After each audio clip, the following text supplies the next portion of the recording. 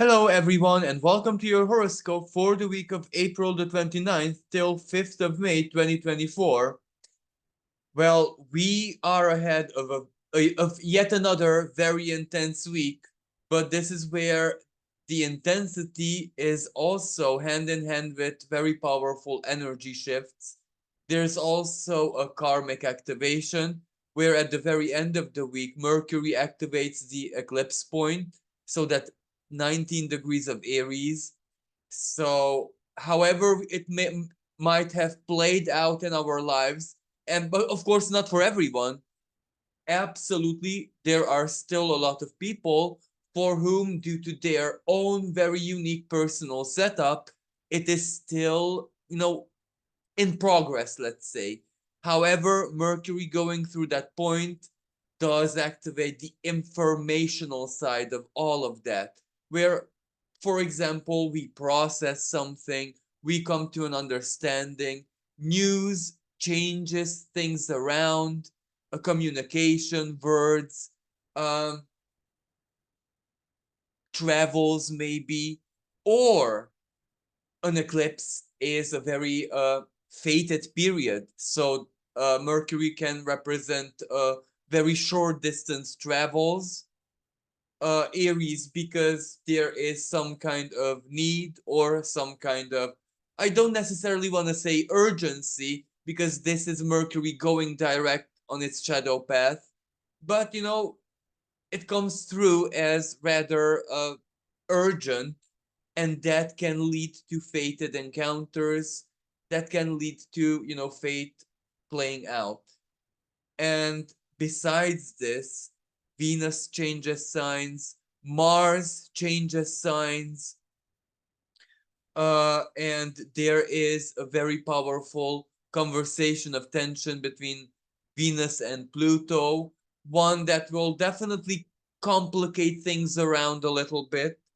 And then perhaps I would say the most relevant energy of this week is Pluto preparing to go retrograde, as in around the 1st or 2nd of May. It stands still in the sky, but even at the very beginning of the week, it's not gonna move a lot, so it's almost at a standstill. And we do feel this in a rather collective way. The tensions, the passive but also the aggressive conflict. Pluto in Aquarius is definitely the youth. Pluto in Aquarius is definitely the power of the people. Retrograde. So this is where the inner power, inner will is that much stronger, especially because Pluto is at a standstill. That's when it's most intense and also shadowy. And we can see the protests and this Aquarian type of revolution play out, especially because, the Leo Aquarius axis in many ways represents the youth, the future, the world that we are building, the world that we are leaving in the hands of the next generation, etc., etc. So you can imagine that Pluto is stirring up the ideologies, stirring up the principles, stirring up exactly Aquarius, the most, how should I say, direct representation of what Aquarius is in a non-physical way. The principles, the ideologies, the thought processes, the worldview, the perceptions, and future aspirations. That's the most important of the collective. But the youth, students especially, are the primarily representatives of that. Just think about it in from so very points of view, from so very many perspectives. It is exactly the students and their generation, on one hand Pluto and Aquarius, that is ultimately coming into power, but then also the world and the times that we live are going to be theirs in that sense. So what happens now, exactly now, in the now, is so important, especially from this ideological and aspirational perspective.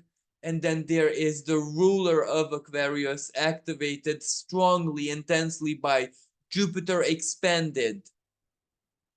Jupiter, higher education, higher knowledge, students in a certain way.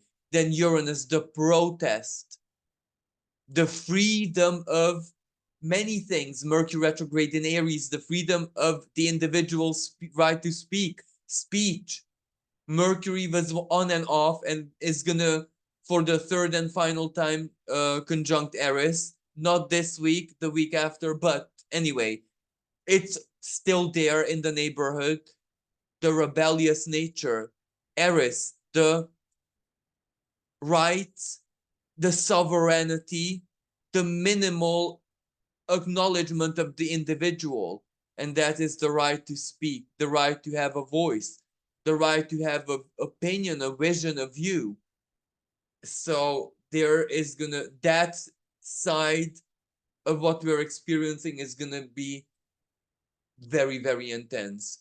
And the Jupiter Uranus conjunction already perfected itself, you know? So we might not have seen all of that play out, but this is where, on one hand, what this energy emphasized at the moment of the conjunction was actually the student and this ideological principalistic element, not necessarily the financial one or the physical one or the agricultural one or the technological one. All of those effects, of course, are starting to be very visible as we speak, but the greater emphasis at the moment the conjunction was perfect was definitely on this, the future, and the future's real life, physical symbolism is none other than the student archetype and the student itself. So they were strongly triggered. And this, on one hand, is such a beautiful expression of how, when we raise our consciousness, the energy doesn't have to be physically punishing, doesn't have to be physically all that drastic.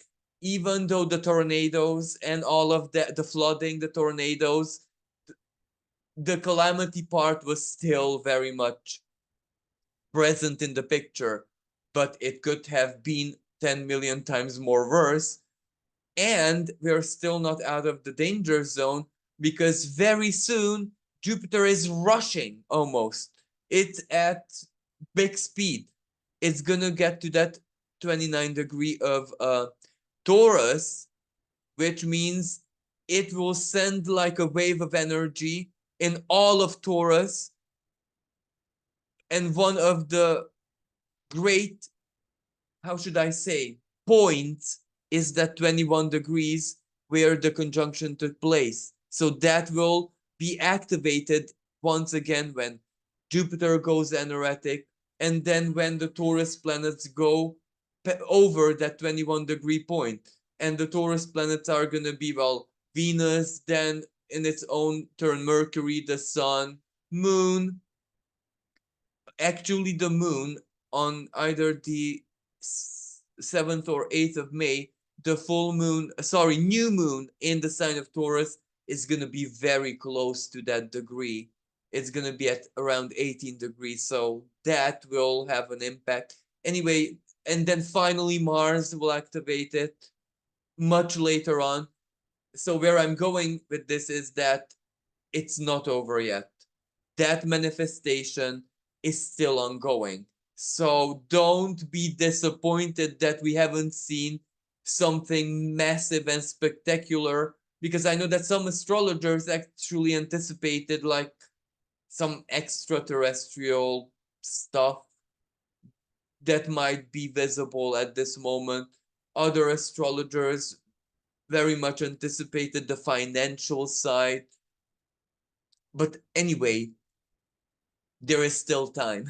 So we have basically all this year for all of that to play out, and then the larger period of the next 13 years.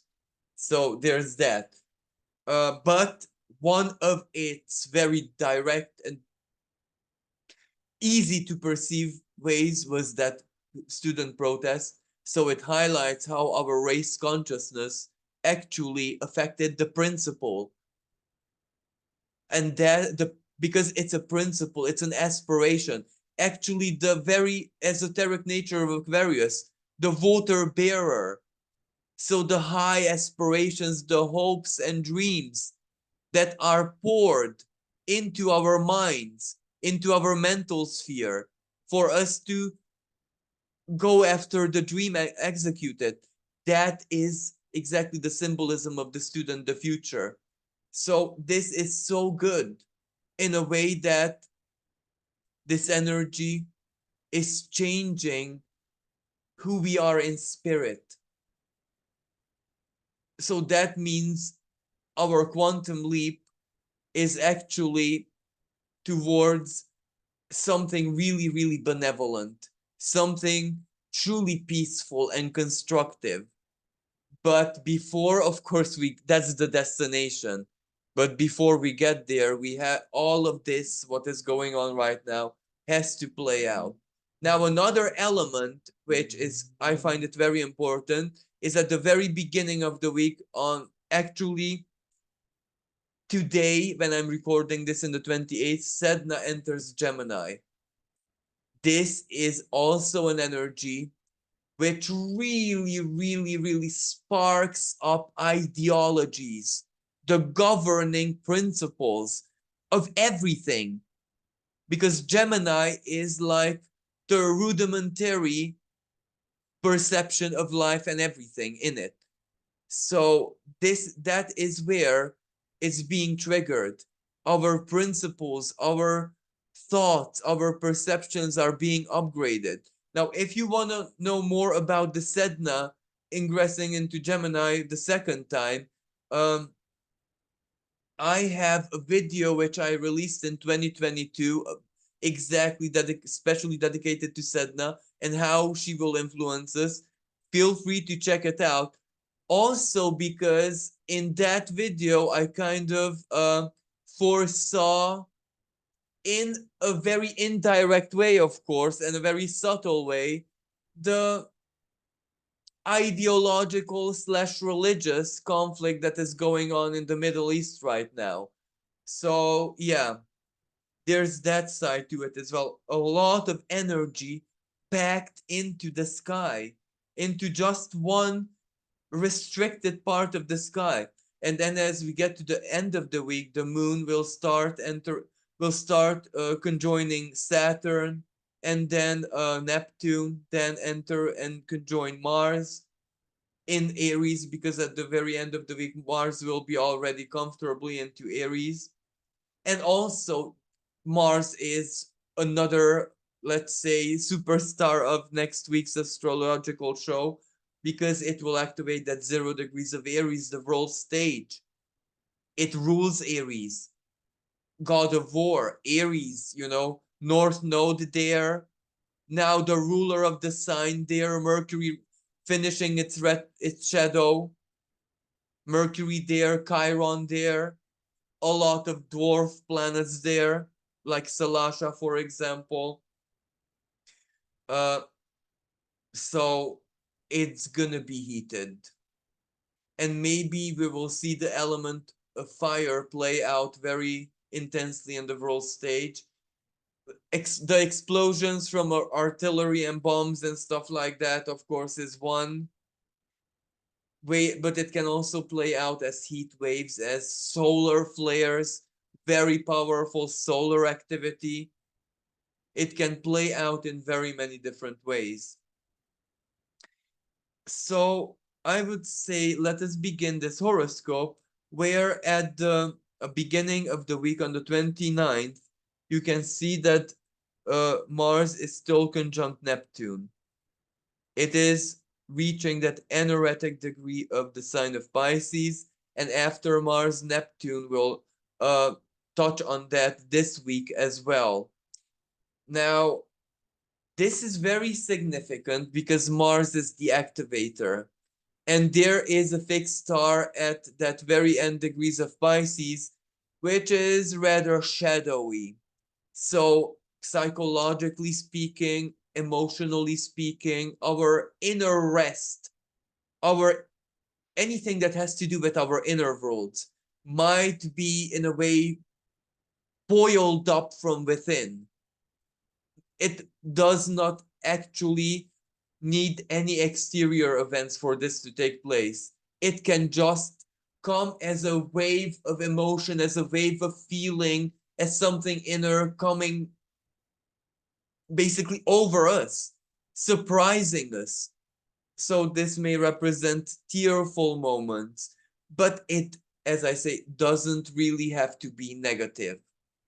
It might, of course, activate strongly the inner victim melancholy.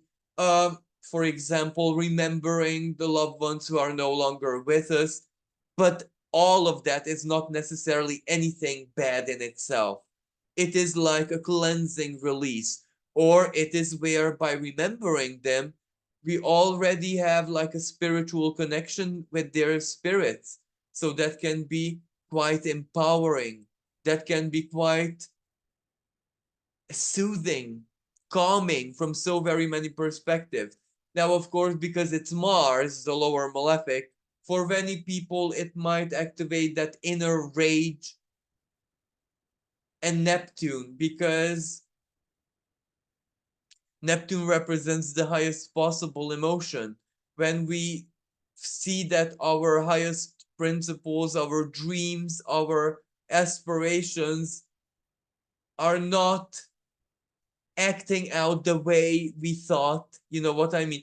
I don't necessarily want to mean disappointment or disillusionment, but rather alignment with reality.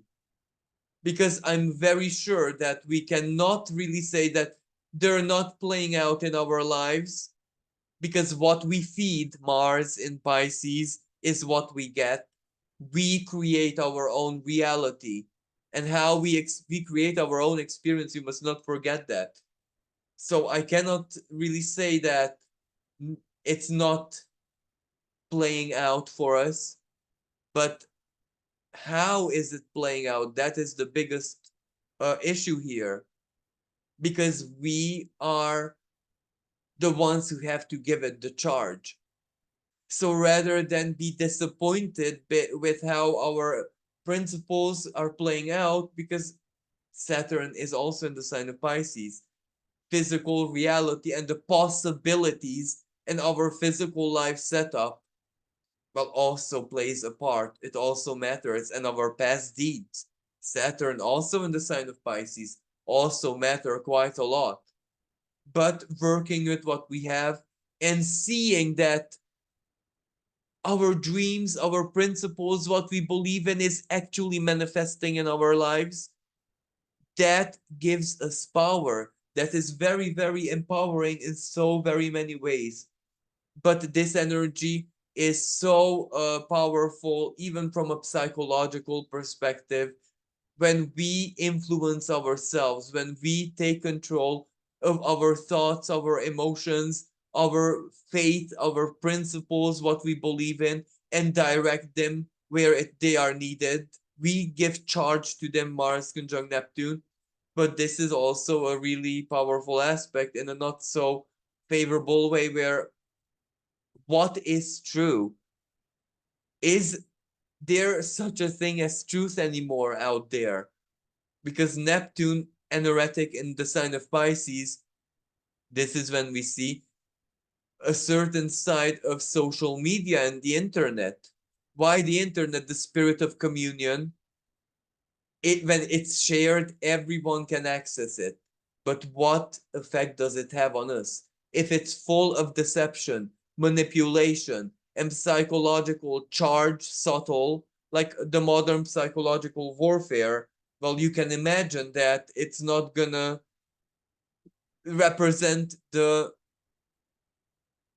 how should I say, the light part of the spirit, but rather quite the opposite, Neptune the spirit. But there is also the opposite of this at play, where we can share love, we can share so much good, and the two coexist. Again, what do we choose? Which one do we choose? And choosing many times means that the opposite, we make it our enemy passively.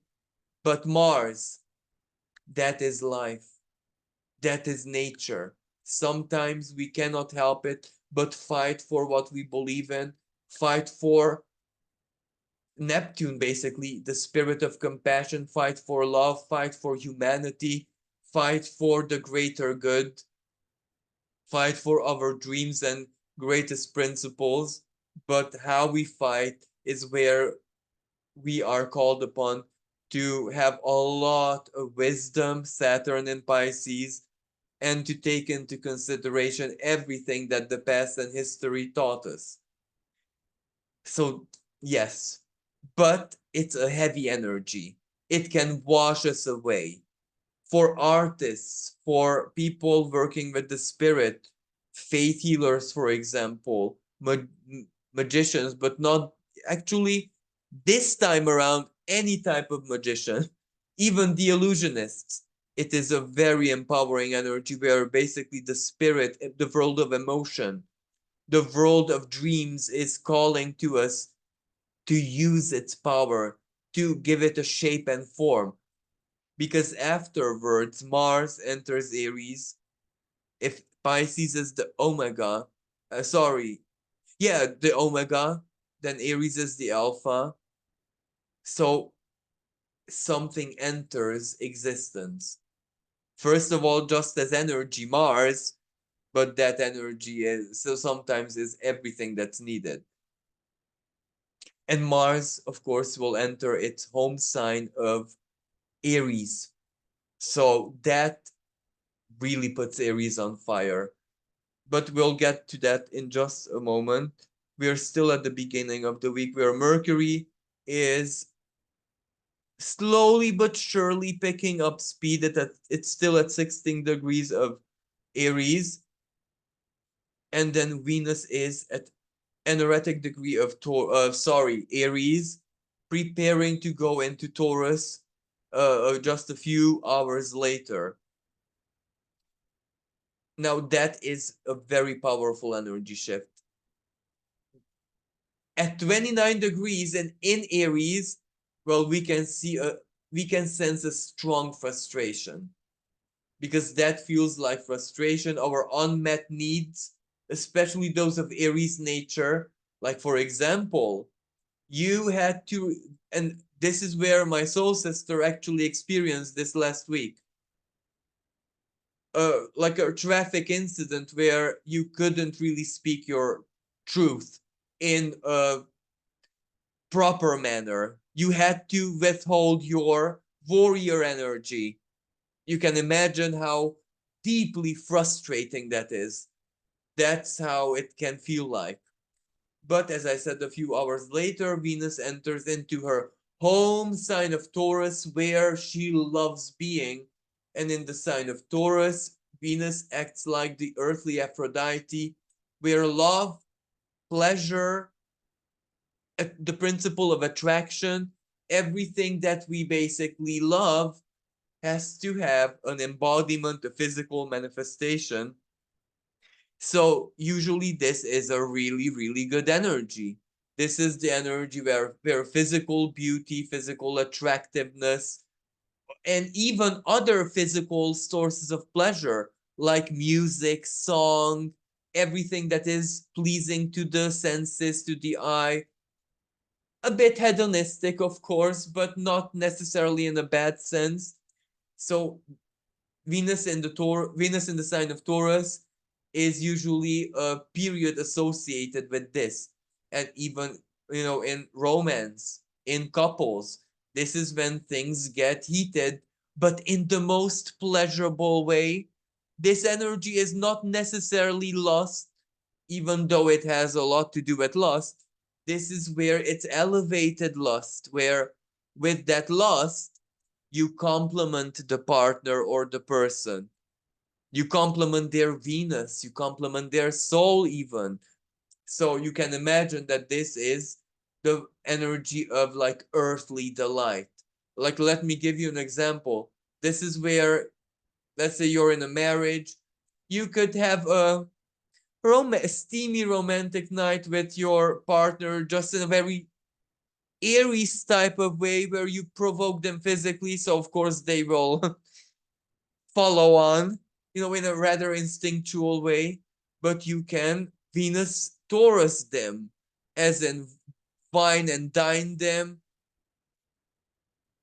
in the way that brings them the greatest comfort, because comfort is a big theme here. Like, for example, if your partner is at most comfortable at home, then this is where taking them out for a principalistic sake to an expensive restaurant might work better when Venus is in Libra.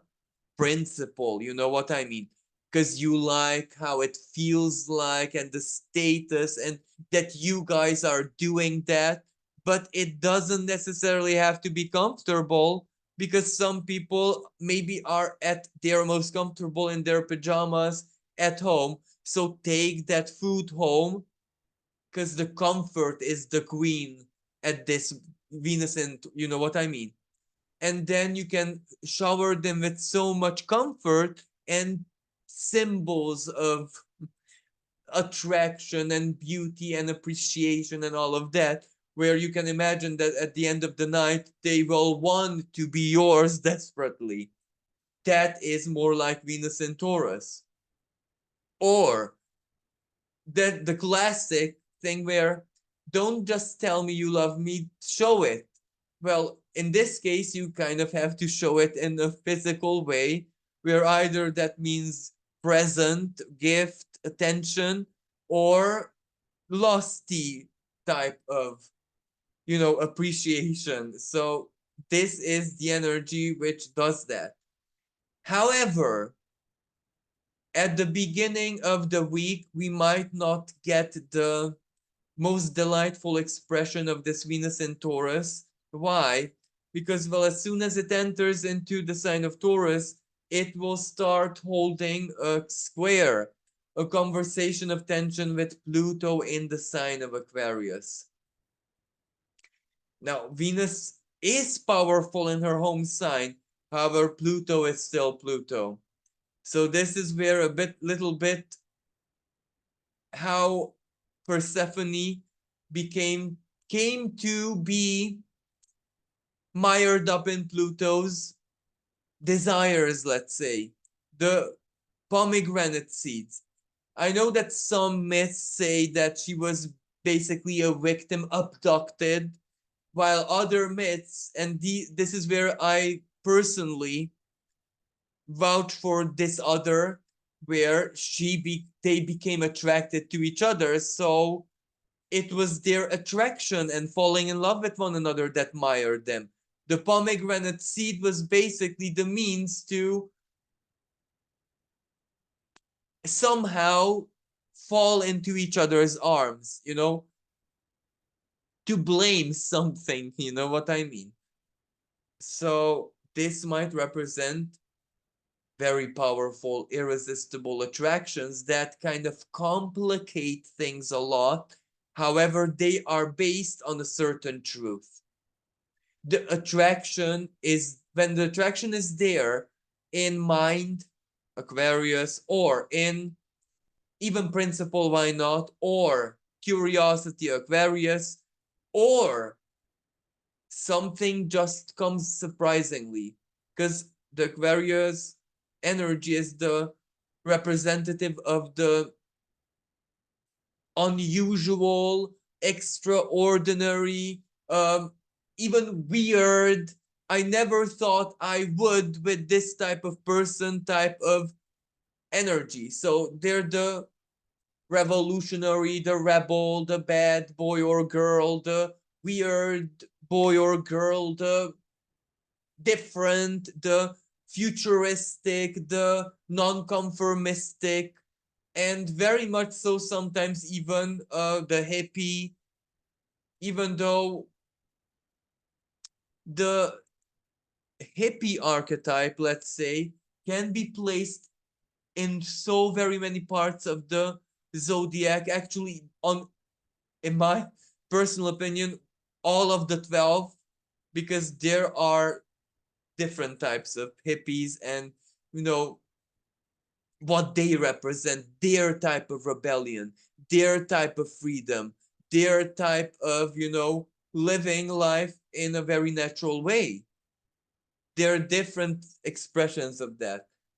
So anyway, very powerful fated attractions might happen, but at the same time this can also be a even greater frustration than when Venus is at an erratic degree of Aries, because Pluto can represent powerlessness.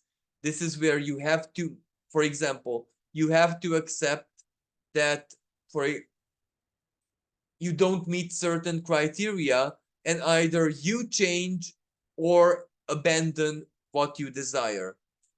Or this can represent that you can of course have what you desire, but definitely not now, so at a later time. This can play out. This is not an easy energy. This will complicate things around, but fortunately it doesn't last all that much, because this energy perfects itself on the 1st of May on Beltane.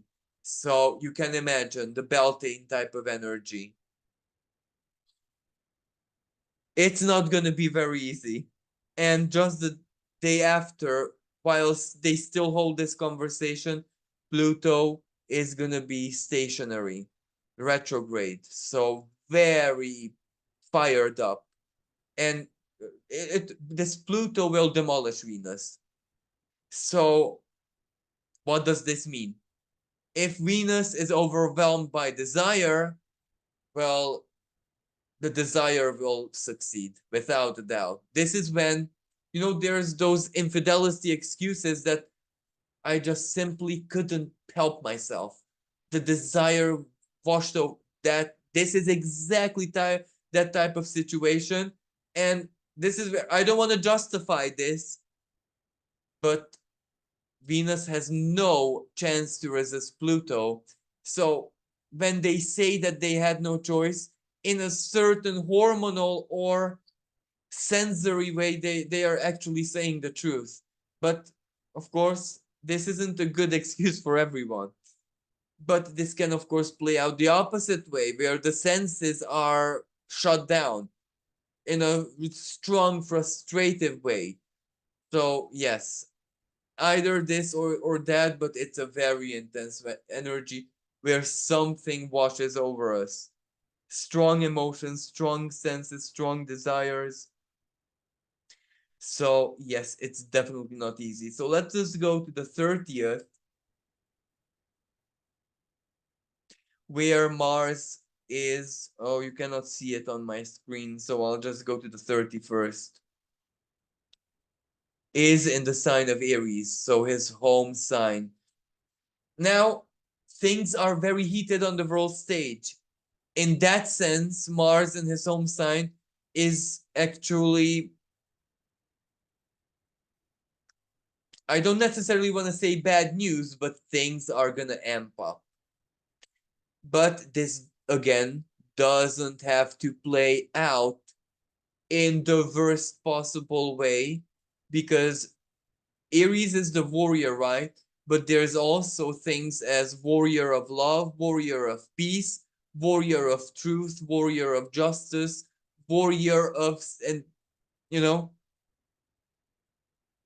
and that Mars can very, very, very much empower that, and not the opposite. Not the destruction, not the fanatic, not the driven by deep instinctual hatred and aggression, not that archetype. So I know this is a bit paradoxal, but this can be even good news for peace. Why? Because those people who strive, who fight, who are really hell-bent to have peace, this is an equally empowering energy for them as well. This energy empowers action. This energy favors everything that is, can do attitude, to take action. Of course, this is where sometimes it's tricky, sometimes is not to take action. For example, don't continue the war. That is, for example, not taking action. But you can imagine that's still Martian, because that's like an inner war. That's where one has to control its urges. And for the trained warrior, Mars and Aries can empower self-discipline as well. You know what I mean? I know that Aries is not the disciplinary archetype, but this is why I said veteran. A veteran can actually use that energy that way. So, yes, but things are still gonna be heated up. A lot of action, a lot, and because Mars is in his home sign, the North Node is all that much active, and we can feel this individually as well. We want to take action, we need to take action. We might feel that we're running out of time, or that life is pressing on us to do something, accomplish something. Why aren't I there yet? However, this energy also activates our opportunistic side, where if the opportunity arises, we are that much more likely to seize it and use it and make it our own. So this really, really activates our survival energies. And again, I have to say, survival energy doesn't have to mean the lowest possible expression. It can simply mean strength, resilience, and I am gonna do it. I am gonna make it. I am gonna dot dot dot and replace it with your situation. For some people, it's just a waiting game. I'm gonna hold on and stay strong, stay well as possible, or try my best until something happens, or their situation. For other people, this is where I don't care. I'm gonna muster the courage, the strength, the inconvenience, the getting out of my comfort zone to do this, because I finally get it, that it's that important for me, or for life, or for the situation, or to get from A to B or C or wherever. So yes. And the other energy is that is basically running in the background, but still very relevant, significant, and important. Sun being in Taurus. We're earthly, and it grounds us. Even with things that are deeply uncomfortable, this is where we are very less likely to just sweep it away. That no, I don't want to stay in the discomfort. I'll escape. I'll evade. I'll bypass. No. This is when we are really that much more likely to take things seriously. Remember anoretic Neptune. Anoretic Neptune, if we have an inner problem. If our soul is really upset of something and it's not going anywhere, then we need to be truthful to ourselves that that is not going to go anywhere, regardless of all the other excuses. Let me give you an example. Let's say that you've been like you're like an artist archetype. So moments of solitude, and it was always your comfort zone. You loved it and you sought that lifestyle always. Surprise, surprise. Since 2, 3 years, things are changing. So the solitude, the even the sacredness of it is no longer comfort. It is starting to feel more and more and more proper lonely. This energetic Neptune might force you to sit down with yourself and admit that I lived my life in a certain way until now, but now my soul will not permit me to, so I have to make moves or rearrange my life for things to change around. This doesn't necessarily mean that that person will get partnered immediately, but they will start opening up to the chance because they are finally honest with their pain. They're not sweeping it away. They're looking at it and staying with it and not shooing it away. This is where the bottle of wine or the glass of vodka or the joint is not sweeping the thought away, but actually you're going to admit, still stay with the feeling that you're lonely and asking yourself, how can you change this? And coming to terms that, okay, it's your maybe a unique distinctiveness that who you were and are and you came in this world with, that you're usually okay solo. You're a solo operative, like a lone wolf and stuff like that. But you must simply accept that maybe no longer, or that you need to allocate a certain period of your life to live the opposite of this until you get satisfied. You know what I mean? Try out. So leaving the comfort zone. This will be really, really triggered and the need for this. So it's not an easy week, as I say. And also, no, first of all, Beltane. That's when the veil between the worlds is especially thin, but in a way where life and the energy of life, the earth and the heavens meet, where the celestial meets the earthly, and creation is, started from there. Now, this was my attempt to philosophically explain the symbolism of Beltane without having to,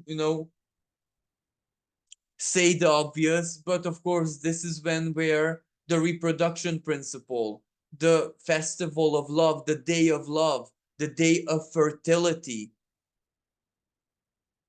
and Venus squaring Pluto on this day, and at the same time Mars being in Aries at the same day, makes this quite intense. How? Well, it doesn't necessarily have to be all that bad. Why? Mars is the male principle, the hunter, is in Aries, so very, very at home, very himself.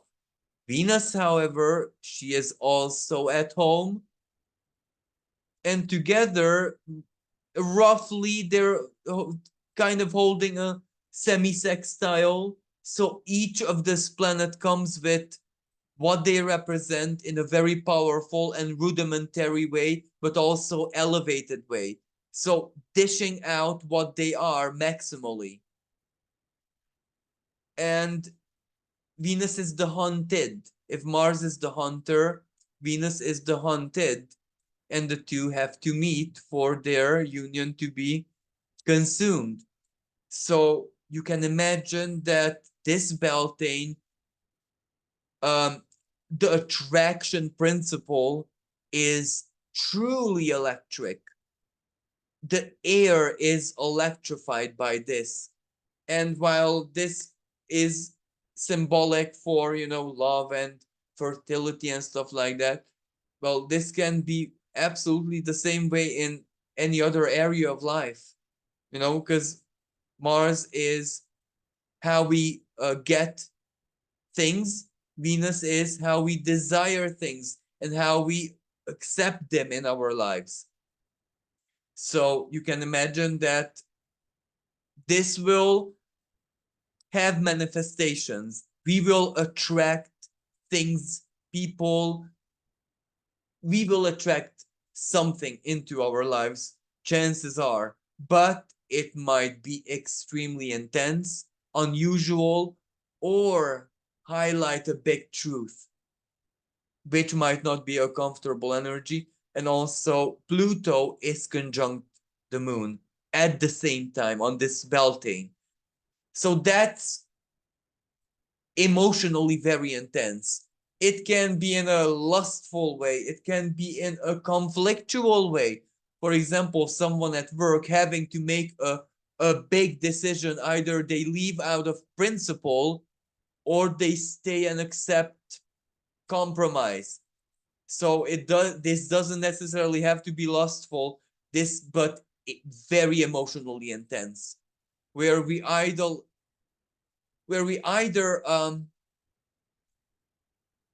take the principle and fight for it and accept consequences, or we accept the compromise, but then the pain of betraying the principle is what we have to live with. Either way, it is not an easy energy.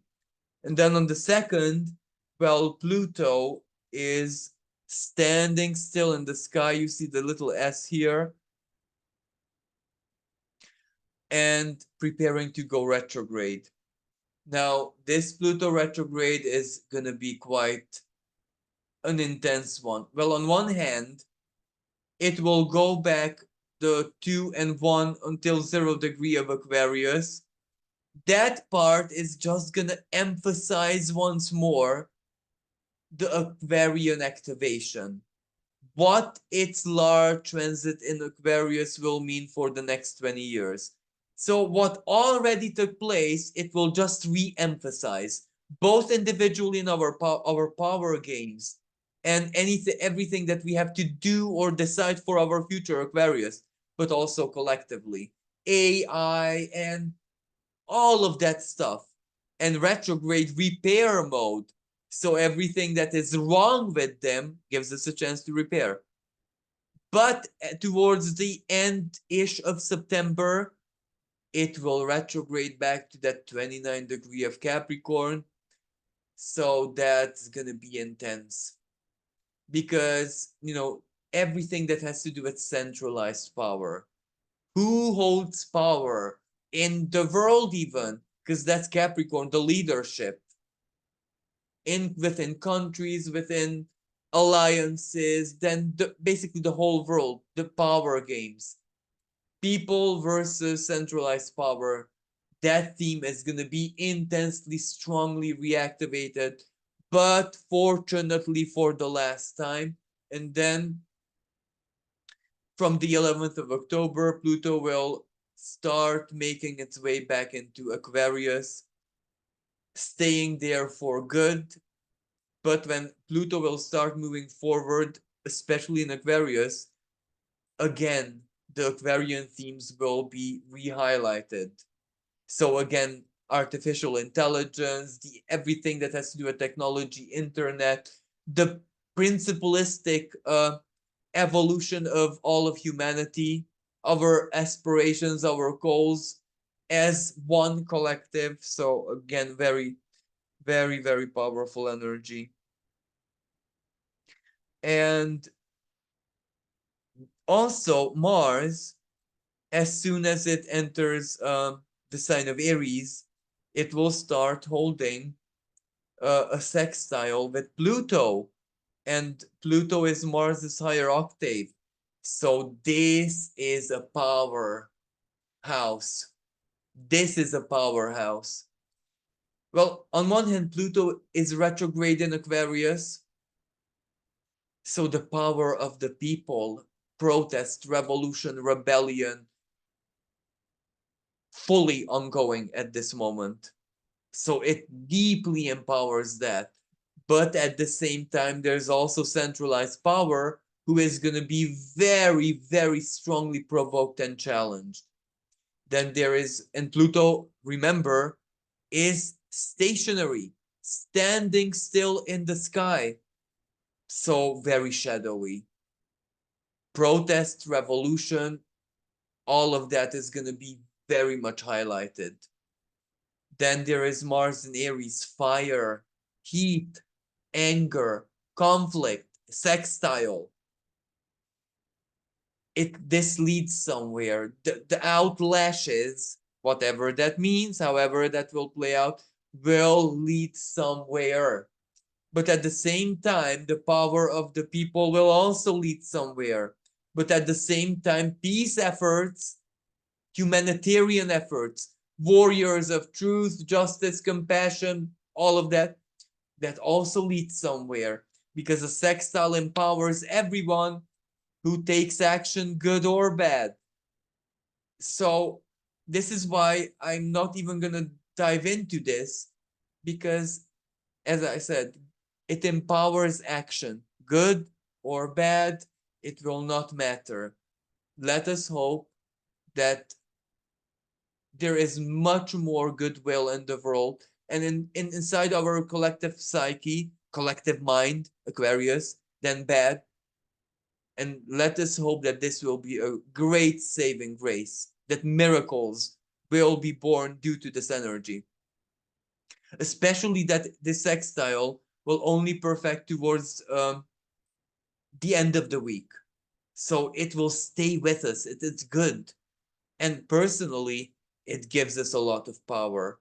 Power, how will we solve a situation with our intellect, Aquarius? This is when our mind over matter, inner ingeniousness, the power of our friends, the power of the people who believe in us, love us, or are connected to us, that can be a powerhouse. Power of groups, power of, for example, many brains together are definitely better than just one. So this will get a long way. All of this expression, or the power of hope, Aquarius, the power of hope gives us the courage to speak out, initiate, go to a job interview. For some people, that's a massive fight, struggle, etc., etc. They go to a job interview and they smash it. Why not? So, yeah, this energy can be used in so very many different ways.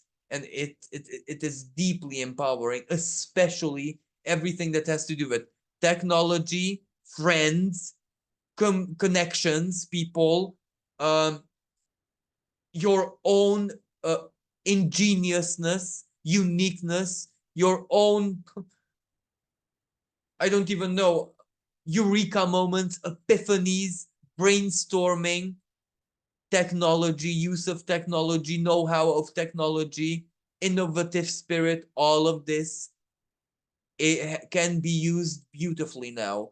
It can be a gateway to miracles, where this is really, it's up to you, up to all of us, really. And this is very true collectively as well. If the will of the collective is benevolent enough, this energy can be a big saving grace. However, I must again repeat sadly that the opposite is also empowered, so it doesn't take any prisoners, so to speak. Then on the 3rd and 4th, the moon travels in Pisces. On the 4th, it is conjunct Saturn, going towards Neptune. This is really, really good because Pisces moon is the emotional, psychological, going within ourselves, living from within type of moon, mystical moon with dreams, our connection to spirit, our connection to our deepest emotion or another person's. Saturn reality check, toughening off, processing. This is a really good energy. And then the moon will conjoin energetic Neptune. So a strong infusion of the spirit. It will give us a spiritual power or a vision or a dream or something that ultimately turns into psychological power to do something, accomplish something. And then on the 5th, the moon will go into the sign of Aries.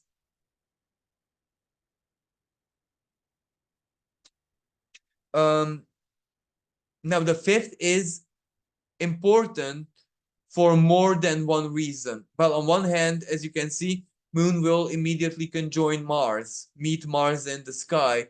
So you see our soul on fire, the emotion on fire, sense of self, our instinct, even Aries on fire.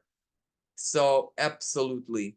But something even more important, Mercury is activating for the third and final time the eclipse point, that 19 degrees actually the second time, because Mercury was, oh, actually, no, sorry, for the third and final time, because Mercury was close to the eclipse, but not conjunct.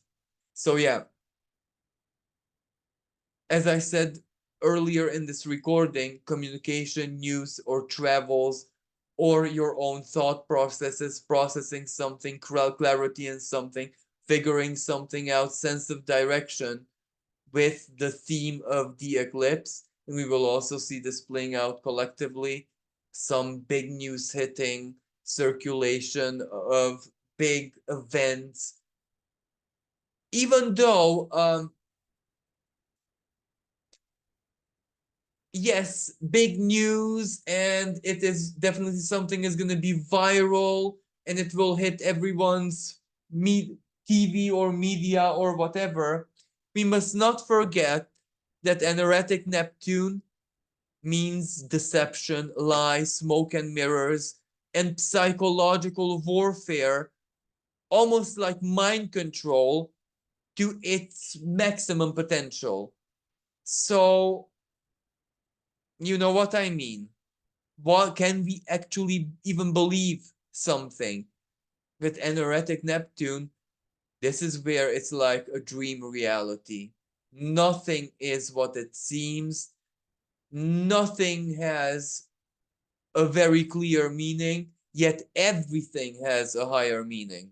So, very, very weird times. Under this energetic Neptune, it is definitely going to be like living in the Twilight Zone. So, roughly for most of the year. Actually, if you want to know more about this energetic Neptune and Pisces, just comment below if you're interested, and I'll make a special recording because there's a lot to learn from this energetic Neptune actually. And the other thing is that Mars is holding a trine with Pallas Athena retrograde in the sign of Aries. Sorry. Mars is in Aries. Pallas Athena is in Sagittarius. I find this, and at that time, the moon is also conjunct Mars. So the soul, emotion of the fire. This is wisdom. This is the highest possible wisdom. And when highest knowledge is a saving grace, when highest knowledge animates the fight, the struggle, the taking action, the initiative, the downside of this. Now you are thinking this should not have a downside. It's a trine. Religious fanaticism can also be a very strong motivational force. And Sagittarius is kind of that. And erratic Neptune is also that. So there's that side of the energy, but I am still very much hoping that this is like proper wisdom, for proper divine inspiration, which has nothing to do with religion, which is just the spirit of the divine alive within us in the now, not due to a holy book, not due to things which we cannot prove, but due to the things which we feel and live in the now. When the spirit of the divine descends, every living being can feel it so intensely that the mind doesn't need any more proof. So that's why it's not the religious, where this holy book says, that holy book says, this prophet, that prophet. Sometimes the divine is here within us. within and around us. Those times are the times when all we need to do is be alive and we know that it's here. This is one of that, and that strong wisdom can be a great saving grace. So yes, there can be like, if there ever is a period for big signs out there, biblical signs and stuff like that, this is definitely that moment when we think, oh, is this just another uh episode or chapter from the book of Revelations or something, when we wake up in the morning. But I'm joking about this, but I am very certain that this will play out, especially towards the end of the week. And last but not least, the saving grace, which is just getting to perfection, it's not perfect this week yet, is Sun sextiling Saturn. Sun in the sign of Pisces, of Taurus, of course, Saturn in Pisces. This, again, not just another manifestation energy. It grounds us, it helps us, it it is where our truth, our principles, our inner structure, our morality, our dignity makes us feel powerful, safe, and that our actions matter. They add value either to our lives or life in general. But this is whatever we invest our faith into, well, we see it manifesting or growing. And this is a really good collective energy. If we desire peace, if we love peace, if we love like everyone just to get along and do their own stuff, because truly that is what life should be about right now. Everyone just to do their own stuff, North Node and Aries, that can mean war, aggression, and settling. Sorry, 100-year-old conflicts. Yes, that can mean that, South Node and Libra. But very well, that could also just mean everyone minding their own business and living life for what it means for them personally, without bothering other beings and people with their own life story. Just when there is a moment when your job is live your own life story, whatever excites you, then this is that moment. But of course, with like any astrological energy, it plays out in a various ray of spectrums, if I said that correctly. It has a large tolerance of manifestation. So everything that is possible plays out in a certain degree simultaneously. So again, it's going to be a very intense week. So we have to prepare ourselves value wise, even romantically. Who attracts us, what attracts us, or maybe that's the problem, that we, no matter what we do, we just cannot attract anyone or anything. What's wrong with us? Chances are nothing, but this energy will frustrate us and make us seek answers or change the situation in a very intense way. And also another very strong influence this week is Mars starting its transit in its home sign. That's a powerhouse, even internally. You know what I mean? This is when something has to come out. A word, Mercury is still in Aries, emotion, reaction, gesture, something, it will come out. But this energy, as I said, is also really, really good for seizing opportunities and survival. And that doesn't necessarily have to be its lower expression, because it really depends on it. And finally, the energetic Neptune, the negative expression, everything is a lie. We cannot trust anything that is basically dished out to us. But the positive expression, if reality is just a dream, then we make it our own. So thank you, everyone. Thank you for listening.